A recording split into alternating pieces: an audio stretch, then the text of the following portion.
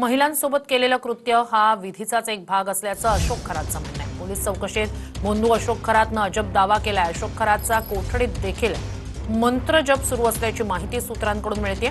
ज्यांचं भलं केलं तेच माझ्यावर उलटले, माझ्या अंतर्मनानं धोका दिला। चौकशी दरम्यान अशोक खरातनं ही उद्विग्न प्रतिक्रिया दिल्याची माहिती सूत्रांकडून मिळते आणि यापुढे फक्त मेंदूचंच ऐकणार असंही भोंदू खरात बोलल्याची माहिती समोर येते। महिला आणि अल्पवयीन मुलींचं लैंगिक शोषण केल्याप्रकरणी पोलीस कोठडीत असणाऱ्या भोंदू अशोक खरातनं पोलीस तपासात अजब दावा केलाय। मी कुणावरही जबरदस्ती केलेली नाही, महिलांसोबत केलेलं कृत्य विधीचाच भाग असल्याचं खरातनं पोलीस तपासादरम्यान सांगितल्याची सूत्रांची माहिती आहे। सूत्रांच्या माहितीनुसार मी कुणावरही जबरदस्ती केलेली नाही, महिलांसोबतची कृती हा विधीचाच एक भाग। मी ज्यांचं भलं केलं तेच माझ्यावर उलटले, माझ्या अंतर्मनानं मला धोका दिला। यापुढे मी फक्त माझ्या मेंदूचाच ऐकणार। दुसरीकडे भोंदू अशोक खरातचा कोठडीतही मंत्रजप सुरू असल्याची सूत्रांची माहिती आहे।